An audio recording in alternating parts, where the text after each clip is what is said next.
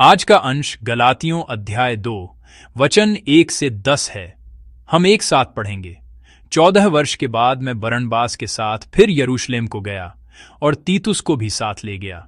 मेरा जाना ईश्वरीय प्रकाशन के अनुसार हुआ, और जो सुसमाचार मैं अन्य जातियों में प्रचार करता हूं उसको मैंने उन्हें बता दिया, पर एकांत में उनको जो बड़े समझे जाते थे, ताकि ऐसा न हो कि मेरी इस समय की या पिछली दौड़ धूप व्यर्थ ठहरे। परंतु तीतुस को भी, जो मेरे साथ था और जो यूनानी है, खतना कराने के लिए विवश नहीं किया गया। यह उन झूठे भाइयों के कारण हुआ जो चोरी से घुस आए थे, कि उस स्वतंत्रता का जो मसीह यीशु में हमें मिली है भेद लेकर हमें दास बनाए। एक घड़ी भर उनके अधीन होना हमने न माना, इसलिए कि सुसमाचार की सच्चाई तुम में बनी रहे। फिर जो लोग कुछ समझे जाते थे, वे चाहे कैसे भी थे, मुझे इससे कुछ काम नहीं।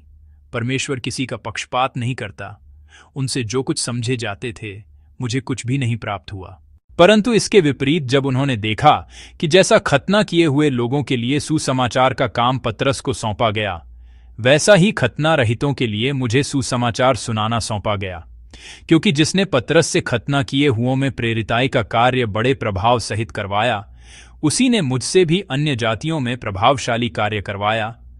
और जब उन्होंने उस अनुग्रह को जो मुझे मिला था जान लिया, तो याकूब और कैफा और यूहन्ना ने, जो कलीसिया के खंभे समझे जाते थे, मुझको और बरनबास को संगति का दाहिना हाथ दिया कि हम अन्य जातियों के पास जाएं, और वे खतना किए हुओं के पास। केवल यह कहा कि हम कंगालों की सुधि लें, और इसी काम को करने का मैं आप भी यत्न कर रहा था। आमीन। हम अपना जीवन लगातार इस बात की चिंता में जीते हैं कि लोग हमारे बारे में क्या सोचते हैं या हमारा मूल्यांकन कैसे करते हैं। छात्र स्कूल में अपने ग्रेड को लेकर चिंतित रहते हैं। आजकल बच्चों के लिए पढ़ाई में अच्छा होना, दोस्त बनाने और समूहों में स्वीकार किए जाने के लिए भी जरूरी हो गया है। इसलिए यदि कोई पढ़ाई में अच्छा नहीं है, तो उसे दोस्तों के बीच अपनी जगह बनाने में भी मुश्किल हो सकती है। यही वजह है कि बच्चे पढ़ाई को लेकर बहुत संवेदनशील होते हैं। कुछ माता पिता जिनके किशोर बच्चे हैं, वे शायद इससे सहमत न हों, लेकिन हमारे बच्चे भले ही पढ़ाई को इतना पसंद न करते हों, फिर भी अगर आप ध्यान से देखें तो उन्हें पढ़ाई में अच्छा होना पड़ता है, ताकि लोग उन्हें स्वीकार करें। कार्यस्थल पर काम करने वाले लोगों का क्या? वहां भी प्रदर्शन बहुत महत्वपूर्ण है। जब कोई व्यक्ति अपनी क्षमता दिखाता है, तो लोग उसका सम्मान करते हैं और उसका अनुसरण करते हैं। क्या कलीसिया में ऐसा नहीं होता? कलीसिया में भी हर किसी के मन में दूसरों से मान्यता और प्रशंसा पाने की इच्छा होती है। क्या मैं भी ऐसा नहीं चाहता कि लोग कहें, आपकी सेवकाई अच्छी है, आपका उपदेश अच्छा है, आप बाइबल अध्ययन अच्छी तरह से सिखाते हैं, आपका चरित्र अच्छा है। ये वो तारीफें नहीं हैं जो मैंने सुनी हैं, लेकिन जब मैं ऐसी बातें सुनता हूं तो मुझे अच्छा लगता है। मैं बहुत आभारी होता हूं। लेकिन अगर कोई व्यक्ति लोगों की मान्यता सुनकर खुश होता है और लोगों की मान्यता को अपनी संतुष्टि का आधार बनाता है, तो वह एक ऐसे रास्ते पर चल पड़ता है जहां से लौटना मुश्किल हो जाता है। ऐसा इसीलिए है क्योंकि जब आप लोगों के ध्यान और प्रशंसा के आदी हो जाते हैं, तो उसके अभाव में केवल खालीपन रह जाता है। इसलिए हमें सच्ची मान्यता और प्रशंसा की आवश्यकता है, जिसमें कोई खालीपन न हो। आज का वचन हमें बताता है कि यह सच्ची मान्यता परमेश्वर की ओर से मिलती है। आज के वचन में क्या हो रहा है? प्रेरित पौलुस दमिश्क के रास्ते में प्रभु यीशु से मिला और बड्डे ही नाटकीय ढंग से उसका मन फिरा। इसके बाद उसने यरूशलेम की यात्रा की। आज का वचन प्रेरित पौलुस का एक आत्मकथात्मक विवरण है, जब वह यीशु से मिलने और मन फिराने के बाद यरूशलेम गया था। इस घटना को बाद में यरूशलेम की महासभा के रूप में भी जाना जाता है। हालांकि विद्वानों के बीच इस पर बहस है, लेकिन महत्वपूर्ण बात यह है कि प्रेरित पौलुस अपने मन फिराव के बाद यरूशलेम में उन लोगों से मिला जो उससे पहले से विश्वासी थे। इसी संदर्भ में यदि आप आज के वचन के 2 पद को देखें, तो प्रेरित पौलुस कहता है कि वह मेरा जाना ईश्वरीय प्रकाशन के अनुसार हुआ। यह प्रकाशन क्या है? क्या यह परमेश्वर द्वारा प्रकट की गई आध्यात्मिक दिशा नहीं है? प्रेरित पौलुस लोगों के आदेशों या दबाव के कारण यरूशलेम नहीं गया था। वह किसी और की मान्यता की आवश्यकता के कारण यरूशलेम नहीं गया, बल्कि वह प्रकाशन के अनुसार गया। वह परमेश्वर की आध्यात्मिक दिशा का पालन करते हुए यरूशलेम गया और यरूशलेम में प्रेरित पौलुस कलीसिया के अगुवों पतरस, याकूब और यूहन्ना से मिला। उनके सामने उसने उस सुसमाचार को प्रस्तुत किया जिसका प्रचार वह अन्य जातियों में करता था। इस दृश्य को देखकर ऐसा लग सकता है कि यह वह क्षण है जब पतरस, याकूब और यूहन्ना प्रेरित पौलुस की अब तक की सेवकाई को मान्यता दे रहे हैं। लेकिन प्रेरित पौलुस केवल अपने प्रचारित सुसमाचार की पुष्टि कराने के लिए उनसे नहीं मिला था। इसका एक और महत्वपूर्ण कारण था, कलीसिया की एकता। प्रेरित पौलुस दूसरे पद में अपनी चिंता व्यक्त करता है, ताकि ऐसा न हो कि मेरी इस समय की या पिछली दौड़ धूप व्यर्थ ठहरे। वह यह कह रहा है कि उसने ऐसा इसलिए किया ताकि सुसमाचार का प्रचार करने में उसकी कड़ी मेहनत व्यर्थ न जाए। प्रेरित पौलुस यह आशा कर रहा है कि सुसमाचार और कलीसिया की व्यापक योजना में उसका प्रचार कार्य व्यर्थ न जाए। यह निराशा की भावना नहीं है कि मेरी मेहनत को मान्यता नहीं मिली, बल्कि वह ईमानदारी से चाहता है कि सुसमाचार के व्यापक कार्य का हिस्सा बनकर परमेश्वर की महान योजना में कोई बाधा न आए। यानी वह सुसमाचार की सच्चाई के सामने खुद को विनम्र करके एकता बनाए रखने का प्रयास कर रहा है। प्रेरित पौलुस अपनी स्थिति को लोगों के मानकों, इच्छाओं या घमंड पर आधारित नहीं करता है। वह अपनी पूरी सेवकाई का आधार इस पर नहीं रखता कि दूसरे उसे स्वीकार करते हैं या नहीं, या उसे खुद पर कितना गर्व है। उसने प्रकाशन का पालन किया और वह कलीसिया का भी अनुसरण कर रहा है। वह परमेश्वर का अनुसरण कर रहा है और परमेश्वर के समुदाय के साथ एक हो रहा है। इसका कारण क्या है? इसका कारण है लोगों की मान्यता के बजाय परमेश्वर की मान्यता के लिए एक पवित्र लालसा। और यदि आप तीसरे पद को देखें तो प्रेरित पौलुस अपने साथ एक यूनानी तीतुस को ले गया। कुछ लोगों ने तीतुस पर खतना कराने के लिए दबाव डालने की कोशिश की। क्योंकि वह एक यूनानी था, उन्होंने जोर दिया कि कलीसिया समुदाय में शामिल होने के लिए उसका खतना होना जरूरी है। लेकिन प्रेरित पौलुस ने क्या किया? उसने दृढ़ता से इनकार कर दिया, क्योंकि यह एक ऐसा कार्य था जो सुसमाचार से मिलने वाली स्वतंत्रता को नष्ट कर देता। प्रेरित पौलुस 5 पद में ऐसा कहता है। क्या हम आज के वचन का 5वां पद एक साथ पढ़ेंगे? एक घड़ी भर उनके अधीन होना हमने न माना, इसलिए कि सुसमाचार की सच्चाई तुम में बनी रहे। आमीन। महत्वपूर्ण बात कोई एक नियम नहीं, बल्कि सुसमाचार का सिद्धांत है जो हमें हर चीज से स्वतंत्र करता है। यहां महत्वपूर्ण बात सुसमाचार की सच्चाई है। सुसमाचार की सच्चाई यह है कि केवल यीशु मसीह ही हमारे लिए पर्याप्त हैं। इसमें कोई शर्त या कोई मानवीय कार्य नहीं जोड़ा जा सकता। प्रेरित पौलुस पूरी तरह से परमेश्वर पर केंद्रित था और उसने सुसमाचार में कोई भी मानवीय शर्त नहीं जोड़ी। यही सुसमाचार के अनुसार जीवन जीने का दृष्टिकोण है। गलातिया की कलीसिया में क्या समस्या थी?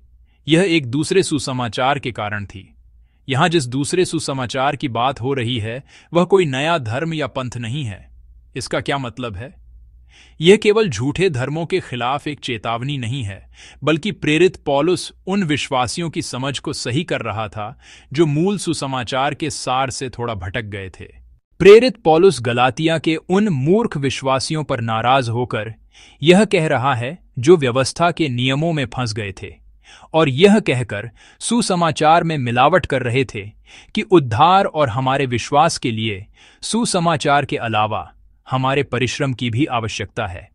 प्रिय भाई बहनों, उद्धार और परमेश्वर का अनुग्रह हमारी किसी भी कोशिश से हासिल नहीं होता है।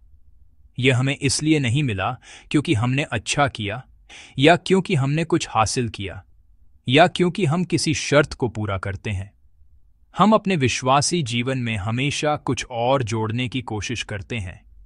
शायद हमें लगता है कि केवल यीशु का अनुग्रह ही काफी नहीं है और हम अपने प्रयासों और उपलब्धियों को सामने रखकर कुछ और पाना चाहते हैं। यदि हम और अधिक अनुग्रह चाहते हैं तो हमें और अधिक परमेश्वर को चाहना चाहिए।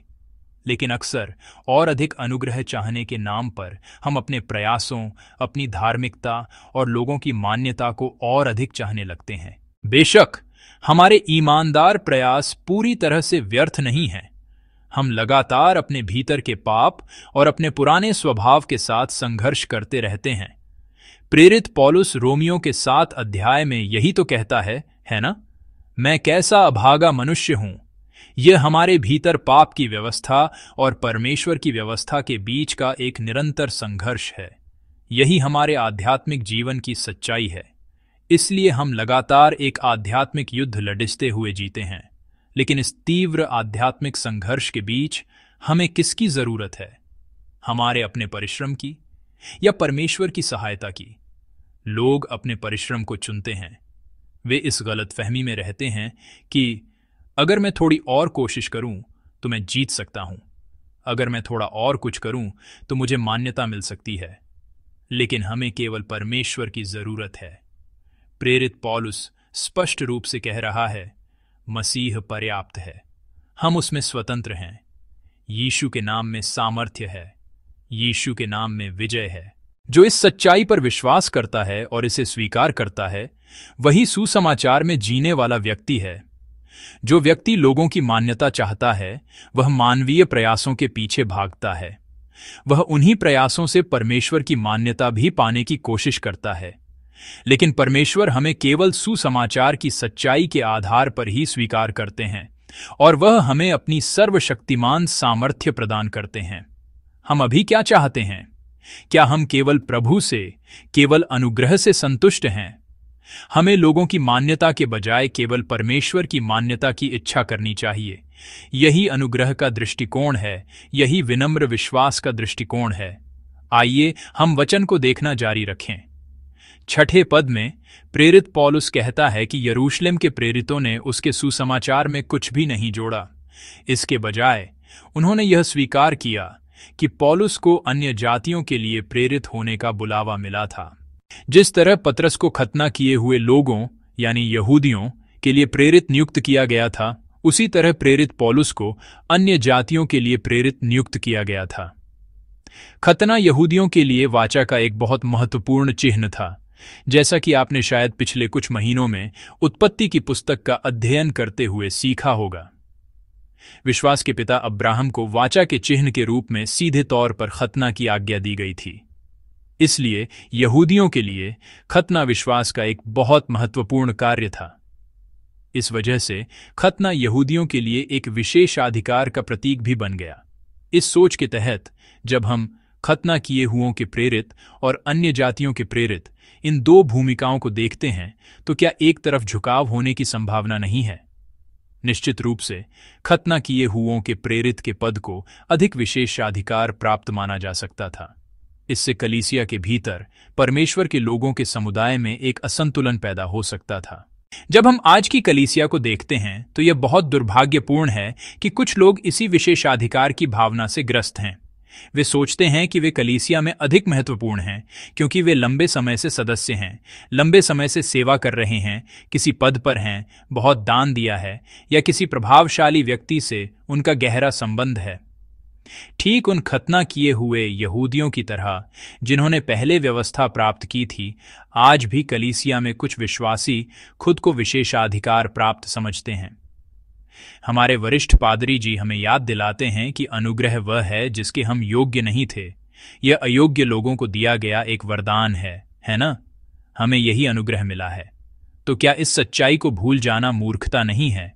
यदि मुझे अयोग्य होते हुए भी यह अनुग्रह मिला है तो मैं घमंड नहीं कर सकता, क्योंकि मैं तो कुछ भी नहीं हूं। मैं मसीह के साथ क्रूस पर मर चुका हूं और अब केवल यीशु के द्वारा जीवित हूं। जब हम इस अनुग्रह को भूल जाते हैं तभी हम विशेषाधिकार की भावना में पड़ जाते हैं। ऐसे लोग क्या खो रहे हैं? वे परमेश्वर की मान्यता को खो रहे हैं।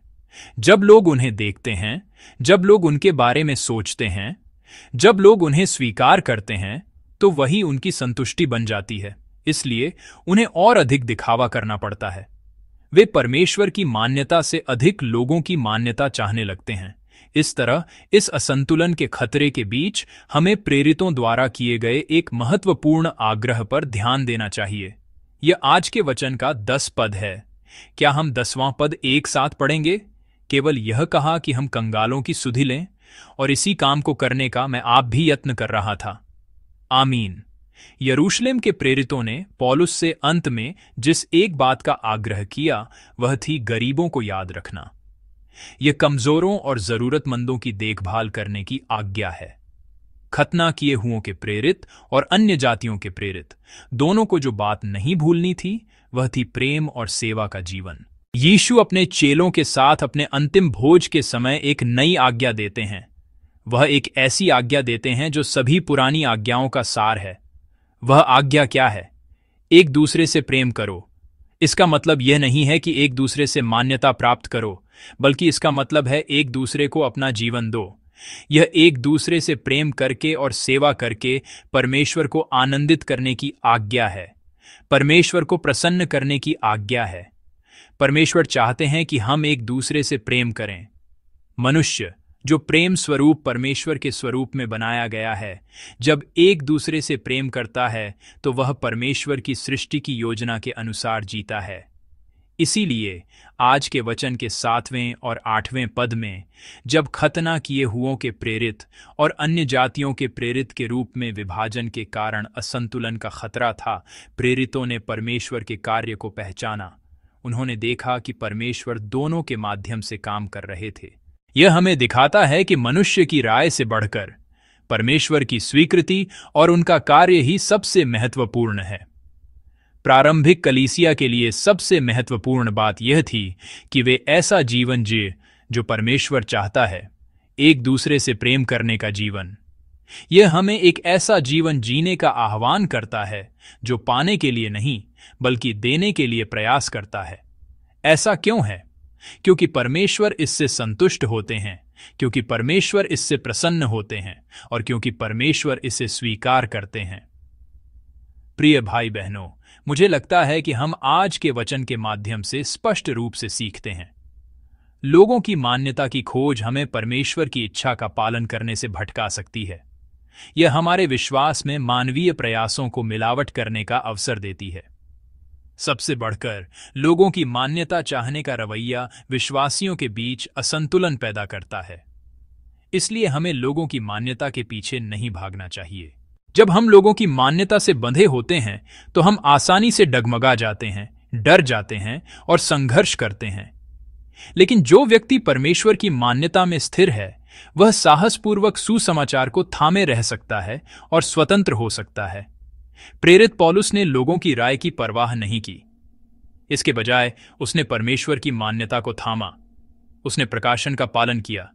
इसी कारण वह कलीसिया की एकता और संतुलन को बनाए रखते हुए अडिग रहकर सुसमाचार का प्रचार कर सका। यही वह जीवन है जिसे हमें आज परमेश्वर की मान्यता पर ध्यान केंद्रित करते हुए जीना है।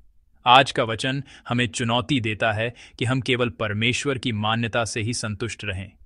हमें यह हमेशा याद रखना चाहिए कि दुनिया की या लोगों की प्रशंसा के बिना भी हम मसीह में पहले से ही परमेश्वर के प्रिय बच्चे हैं। पादरी चार्ल्स स्पर्जन ने कहा था, यह तथ्य कि मुझे परमेश्वर का प्रेम मिला है, मुझे सबसे बड़ी खुशी देता है। लोगों की प्रशंसा अस्थायी है, लेकिन परमेश्वर का प्रेम अनंत है। प्रिय भाई बहनों, यीशु मसीह का अनुग्रह हमारे लिए पर्याप्त है। मैं प्रभु के नाम पर आप सभी को आशीष देता हूं कि आप लोगों की मान्यता पर नहीं, बल्कि परमेश्वर की मान्यता में स्थिर रहकर उनके अनुग्रह का आनंद लेते हुए जीवन जिएं।